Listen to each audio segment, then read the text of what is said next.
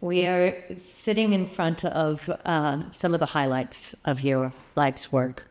And before we get to that, I wanted to ask you about how this all began. I read a little bit about your dad and going to the work site.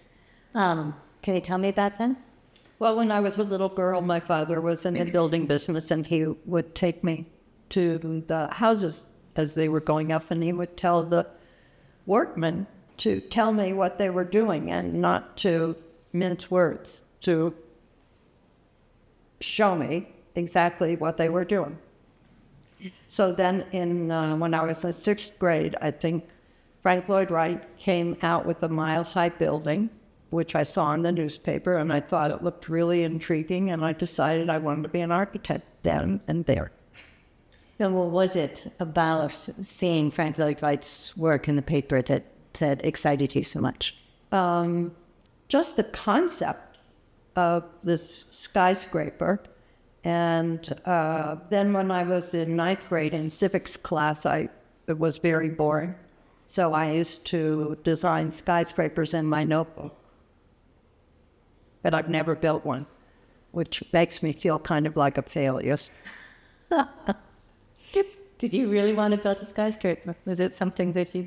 I always thought I had no doubts that I would be building many buildings, not just skyscraper, and that I would be a really excellent architect. But things kept getting in the way. Like?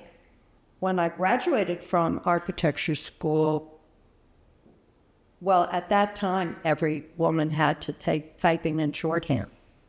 Right. And I flunked shorthand, and I only passed typing by one word. So I had a really hard time getting a job in New York that summer, but I did finally get a job. I couldn't even get interviewed because my typing and shorthand were not sufficient. And I had applied to several architecture schools and landscape architecture schools, and also history of art. Uh-huh. And I think I had 13 or 14 applications out, and I never finished any out. Each one had one thing that was missing, and that way I could never get turned down, right? Because they kept sending me letters telling me. But they still needed some... Yes. So were you self-sabotaging? Yes, Uh-huh. exactly. But then when I got this job as secretary to the director of marketing and research at Hearst Publications, which the head of human resources said, well, your typing isn't good enough for anyone to even bother to interview me, but there's this woman up there who doesn't like anybody. So I have nothing to lose by sending you up there. Honest to God, that's what she said. And I thought, So I went up, and this woman who had a very important position said to me, I have only one question. If it were 3 o'clock in the afternoon and Mr. Hearst was on the phone, because it was Hearst Publications, what would you say to him if I wasn't back from lunch yet? And it's 3 o'clock. I said, well, I would say that you stepped out of the office for a minute and that I'd have you call him the minute you came back. And that got you the job. And she said, you're hired. And I said, why? And she said, because my last secretary, when Mr. Hearst called and it was 3 o'clock and I wasn't back, she said, oh, well, she's still out to lunch. Oh. So when I left, at the end of 2 months, I told her this just really wasn't for me. And I was going back to graduate school in landscape architecture. Uh-huh. And she said, well, I just want you to know that you're the best secretary I've ever had, provided you have your own typist. That's wonderful.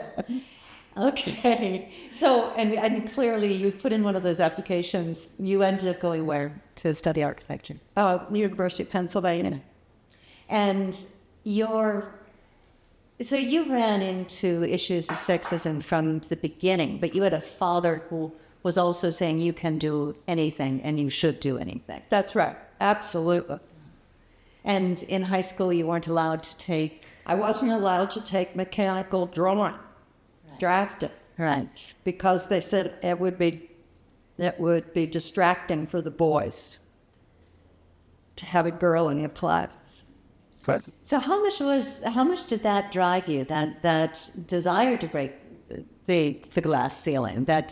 Was it motivating, or was it that this is just what I want to do? No, it was just, this is what I want to do, and these people who keep saying that I can't do it are stupid.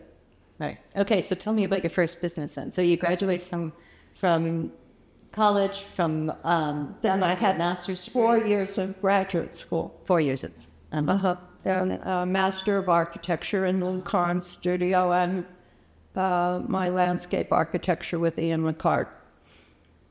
And what'd you do when you got out? I had a lot of job offers. And I went to San Francisco, and I got a job out there, and I decided I really hated working in an office. Okay. So I quit after 3 months. Mr. Kahn offered me a job back in Philadelphia. So I went. Is that one of the people on the table? Here, yes. And I really went because my boyfriend was back there. Right. Which is a stupid reason to go in. And at what point, so I see in front of me women opening their own business, 1973. Yes. Which was quite phenomenal in 1973. Yep. Yeah. Well, what happened was I kept walking down the streets in Philadelphia, and I was saying to my then boyfriend, who was different, this is outrageous. Every time I look at a building and I say, isn't that a wonderful building? The next time I walk by, it's a hole in the ground. They pointed down. Right. So I thought that as architects, we needed to set an example. And so I convinced him to get this really beautiful cast iron warehouse in the warehouse area where there were a lot of empty warehouses, and nobody lived down there in that area, Philadelphia near Society Hill. And so we got the building, and we were turning it into a mixed-use building. Some business on the first floor, an office on the second, and 2 living rooms. We were going to live on the 4th floor, and so we had to somehow get a business on the first floor. And so I said, well, I suppose, I could open a garden center or something, because there isn't anything like that in downtown Philadelphia. And everybody has to go out to the suburbs where the plant materials and everything are the wrong scale. And I have to do it before September 1st because we have to capture the fall planting season. I knew nothing about running a business or indoor plants. Every plant I had ever had died. And so I had 2 months to renovate the space, which was about the size of this room. And it had a really high ceiling like this. And so I opened this thing called City Gardens. Wow, okay, so that was your first business. Yes, that was my first. And you learned the tools of running a business. I guess, yeah, I did. And I had no money. I started with $2,000. Which seems to be my startup budget for every project.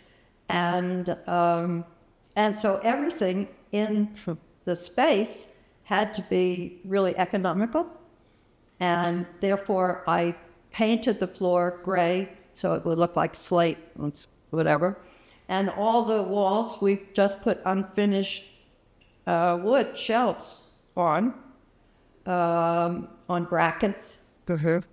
And then, since it was a warehouse district, there were always these huge amounts of things coming in to the warehouses. And so I saw the crates, really nice wooden crates on the sidewalks. I said, that's going to be my display system. So I brought back all these unfinished wooden crates. and across the street was a wholesale awning company.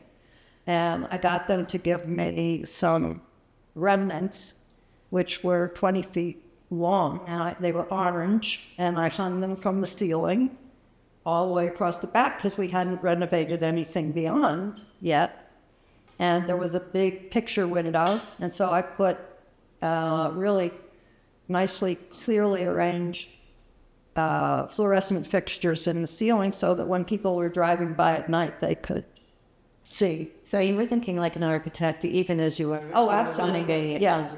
And then Fantastic. after the first year, I expanded beyond the awnings and opened up a design studio that was available to anyone who came in the store, that they could see that we were doing design work too. And so we started designing city gardens. Okay. But city gardens are always, they're all row houses.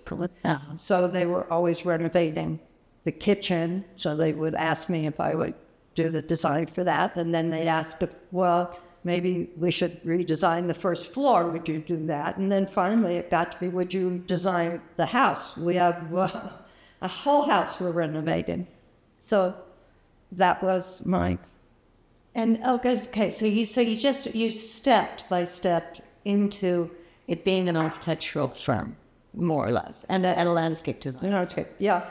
And where then does, I think it's digital became. Oh, that's much later. Much later. All right. So that all didn't happen until 15 years ago. Right. Then my husband and I were asked to go teach at the University of Texas in Austin. And when I heard that the architecture school had 800 students, I just thought, oh my God, they could do so much damage. So,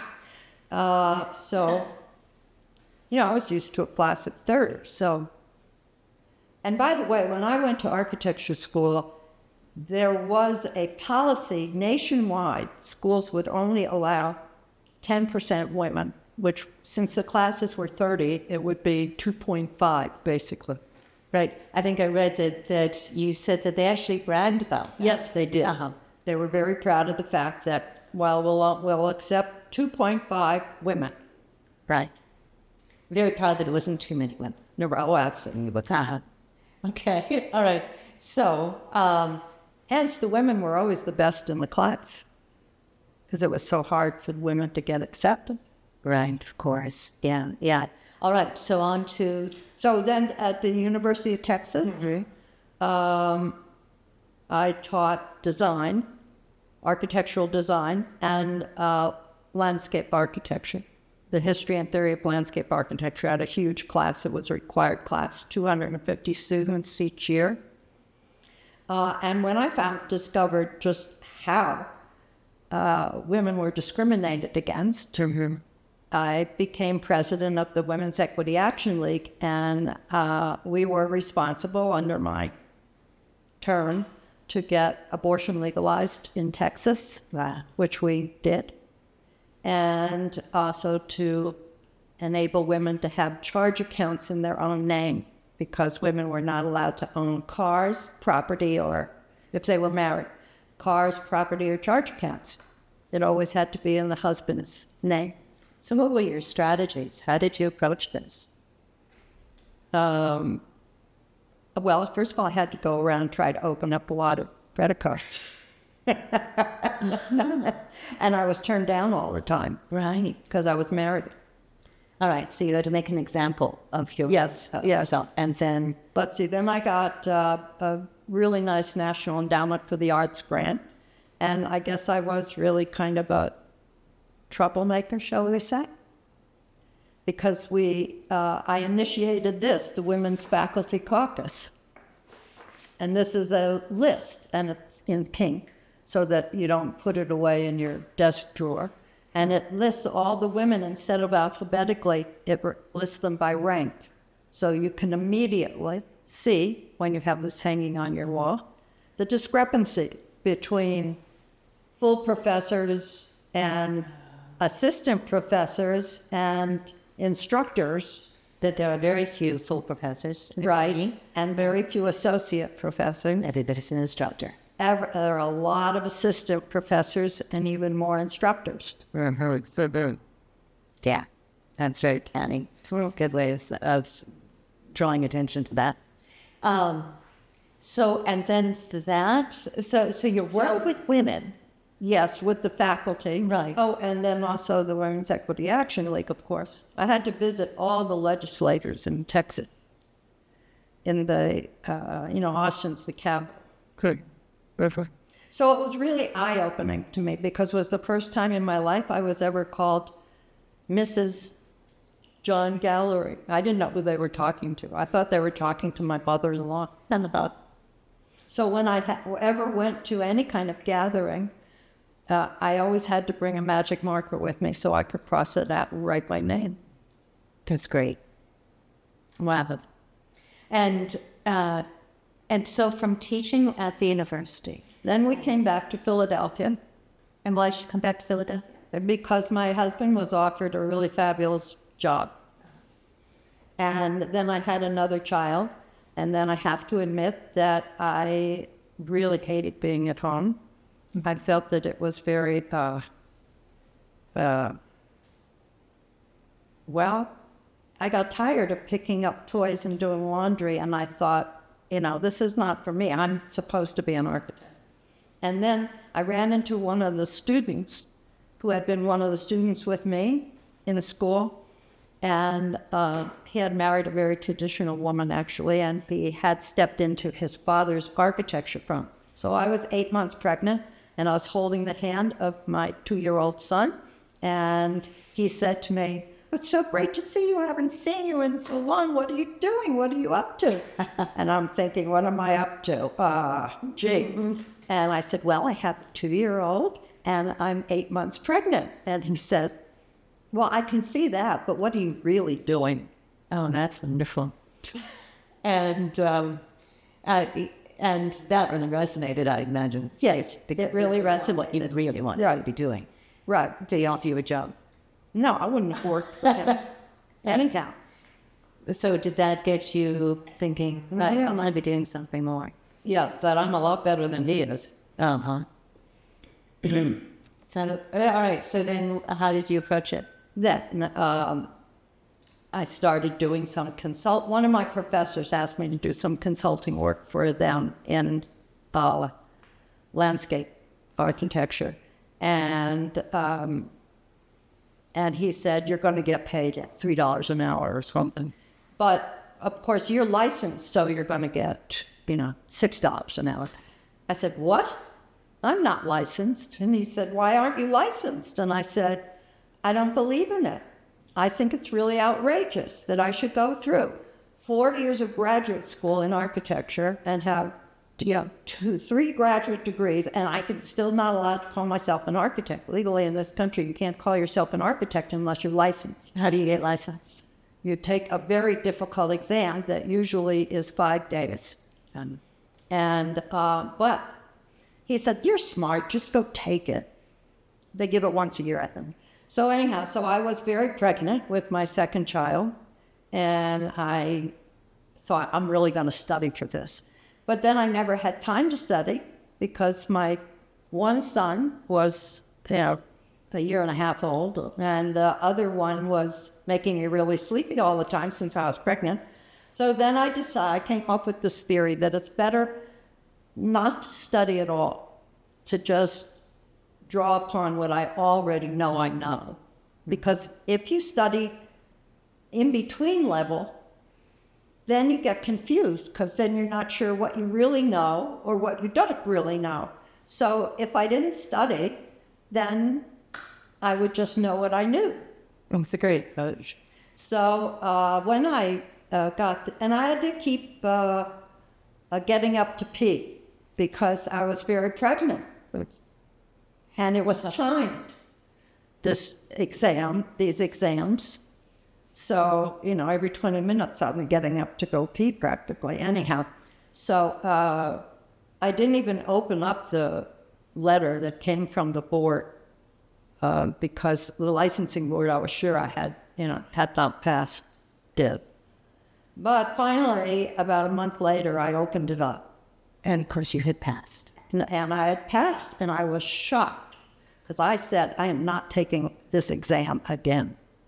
But I had passed, I was really amazed. No one was more surprised than me. But anyhow, and I found that it actually really made a big difference in terms of credentials, especially being a female person. And the other thing that made a big difference was when I was nominated and elected to the College of Fellows for the American Institute of Architects. And I wasn't going to do that either. I said, I'm not doing it. It's really hard. I mean, you have to put together this huge book of your accomplishments and everything. I said, I'm not going to do that. But some of the people in my in the chapter said, no, you have to do it. Don't think of it for yourself. Think of it for our chapter, because chapters are very competitive about how many fellows they have. So so there I was, and I was elected the first time around. You can only apply 3 times, but... And there were 2 different companies that you were... Yes. You were CEO of both of them? Yes, the AIA, Which stands for? American Institute of Architects, the Philadelphia chapter. They also had never had a woman. And the kinds of questions they asked me at my interviews were outrageous. But I had practiced ahead of time. I thought, what are all the stupid questions they can ask me? And how can I answer them? You gave an example before the When they asked, started rolling. and they said, how are you going to, there's a lot of travel involved in this, and how are you going, who's going to take care of your children? I said, well, first of all, you're not legally allowed to ask me that, but I'm happy to answer it anyhow. I said very sweetly, I said, you all have children and you manage to travel and do your business, and I will too. That was my answer. Good answer. So that's AIA. And then from the AIA, my interest in the AIA, and it has always been the public's involvement in our environment, both physical and natural. And so I was always looking at how can we raise the level of what the public demands. And so is this where architecture and urban planning really emerged for you? Yes, and landscape architecture. And so I started the Foundation for Architecture in Philadelphia. And I'm really happy to brag about this because we had $2,500 to start, and we had a staff of me half-time. Sure. And in 4 years, within 4 years, we had an annual budget of well over $1 million. And we had a staff of 20, and we had 1,200 members. Wow. And how did you make that kind of curve? Well, it was really very difficult, and I would love to tell you how it happened. I sat next to this man at dinner. I always felt sorry for people who sat next to me because all I talked about was architecture. So this man sat next to me. He was very nice, and it turns out he was interested in historic preservation. And afterwards, I learned who he was. And he was Otto Haas from Roman Haas Chemicals, and he was the head of this William Penn Foundation and all these other foundations. And so he was interested in what I was saying about educating children, about zoning and architecture and design, because it's their environment is what it's going to become. So for a year, he kept saying to me, we would go on walks downtown and talk about architecture, and he would say, and I would tell him what my vision was for a new organization that would just focus on public interest and public responsibility. And in architecture and design of cities and parks, etc. And he'd say, well, who would run this organization? And I'd say, I'd hire someone. And he would say, well, wouldn't you want to do it? And I'd say, well, I already have a job. And that would be the end. We wouldn't discuss it any more than that. And then when I would see him again, I'd talk to him more about all the programs I wanted to get going. And he would say, well, who's going to run it? And I would say, I'll hire someone. Now, we had this conversation probably for 2 years. And he would say, aren't you interested? And I'd say, no, I already have a job. And then one week I had to go out to Los Angeles, and I was really impressed with the attitude out there, which was, oh, you have an idea? Let's see how we can make it work. Versus Philadelphia, which, if you have an idea, they first try to find all the reasons why it won't work. Sure. So I called him when I got back, and I said, Anna, I think I would really like to start this organization. And he said, that's what I've been waiting for. I'll come over and you can tell me how much money you need. Oh, that's incredible. So it's almost like a mythological story. Yeah. Yeah. And then when he came over and he said, how much money do you want? And I had never really been asked that question before, but I told him that, he said, you structure it the way you want to structure this. So I structured it so that that grant paid half my salary, and the AIA would meet it by giving us space and letting me continue to work half-time. And he wrote a check then and there for $60,000. And I said, are you sure you can do this? Don't you need permission? I mean, I was so naive. And he said, no, I keep doing this. Don't worry. And then later, when I accomplished really all the programs that I intended to get started as a foundation. Tell me a few of those programs. Okay. Briefly. All right. Well, we had the guidebook to Philadelphia architecture. Then we had the architecture in the schools for kindergarten through 12th grade. We were in 70 schools. And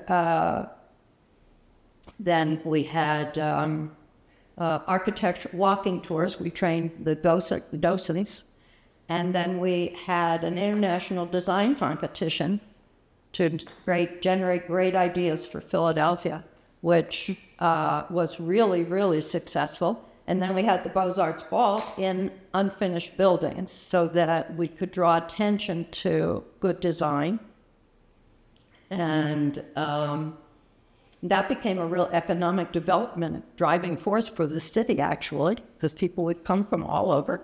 The last year that I chaired the ball, we had 6,000 people at it, and we had scalpers scalping tickets. But anyhow, so those are some of the, and then of course we did have this whole focus on civic issues and civic design and a forum for, bringing forth. Oh, and the biggest project that we did, the one that I'm most proud of, that's been a role model for other cities in other countries as well, is Direction Philadelphia. And that is the sign to look at the city really as a, not like a Disney World, but as an attraction. And how do you make it accessible for people?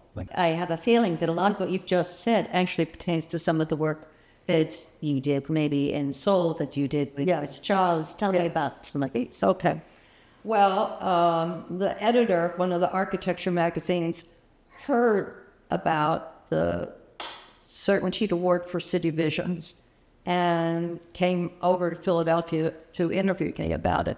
And then he said, we could really use something like this in London, so why don't you come over and you can see what your thoughts are. And it was at a time when Prince Charles had called the plans for the addition to the National Gallery a car bump up. And so the architects were really angry, and he was angry, and anyhow. So I suggested that the first thing that they should do is they should get a handle on what are all the organizations in this region that have an impact on architecture and planning and historic preservation. And they had no idea.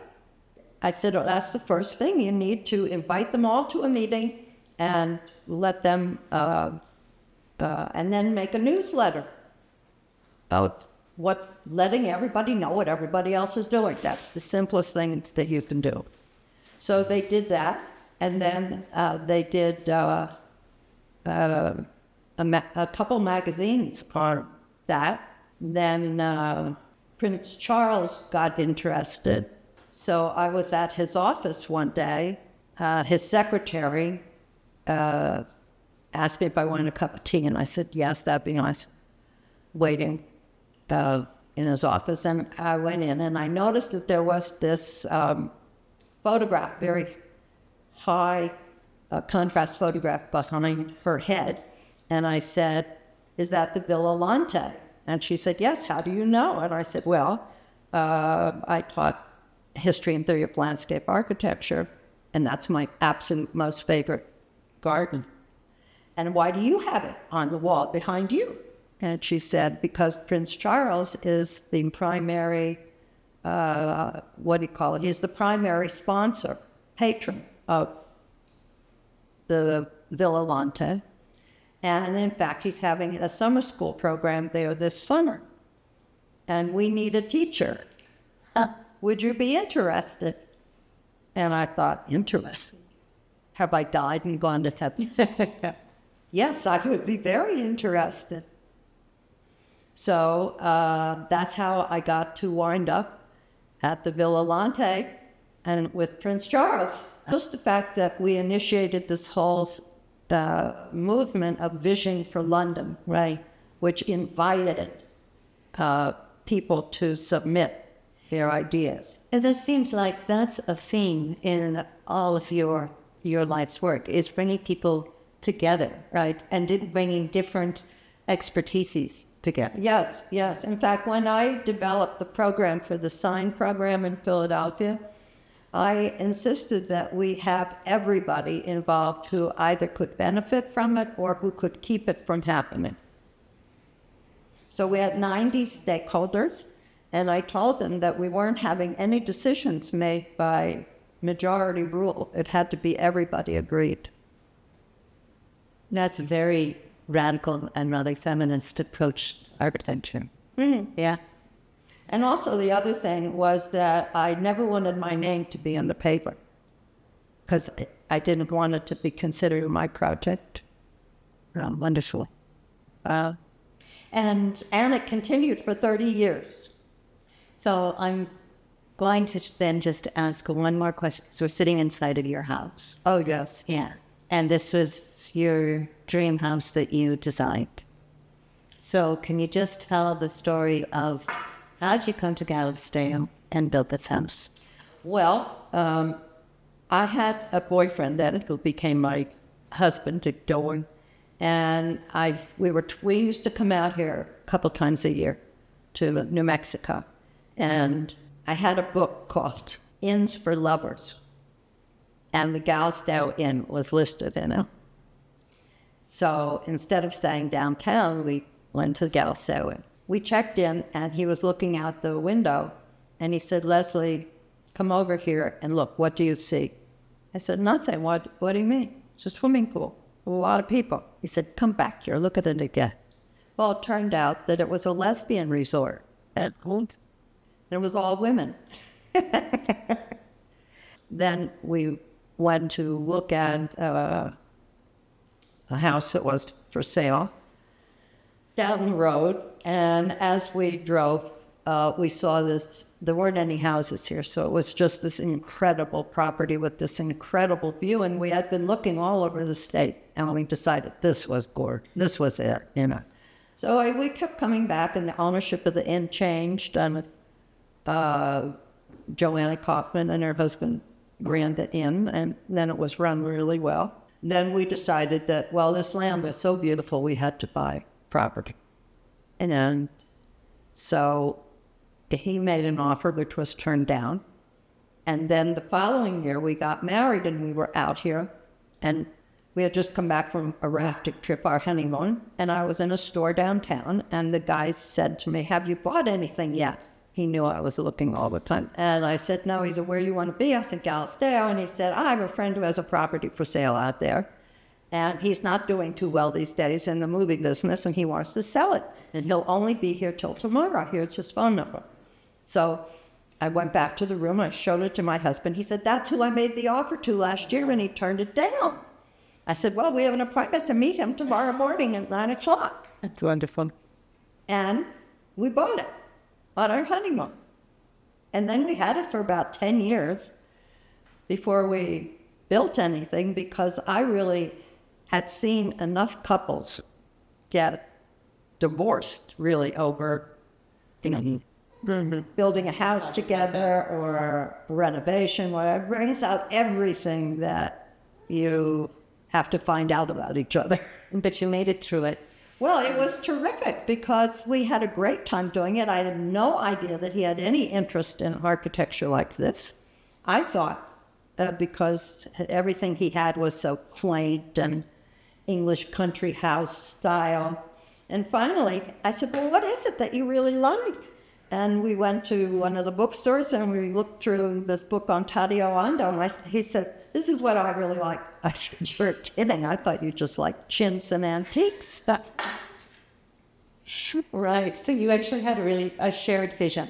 Yeah, absolutely. This was to be. Yes, absolutely. So and the thing that really set us off to finally approach him was we got a call one night from someone who wanted to buy the property. And I said to the man on the phone, "Oh no, it's very romantic for us and I would never sell it." And my husband, who was in real estate, grabbed the phone out of my hand and said, it's just property. What do you want to offer?" But now it's for sale because you're moving for long. Yes. Yeah. Yes. So when we were designing the house, we thought we'd just design a guest house. And then we would later build the main house when we retired or something. And then we realized if we built the guest house, we'd never get around to building the main house. So then we decided we would rethink everything and build the main house. And here it is. And it's beautiful. We didn't know anyone out here. And it turned out that Galisteo had the highest percentage of Yale graduates of any city. Of any city. Yeah, because there are only 262 people. Yeah. And it had all these Yale graduates.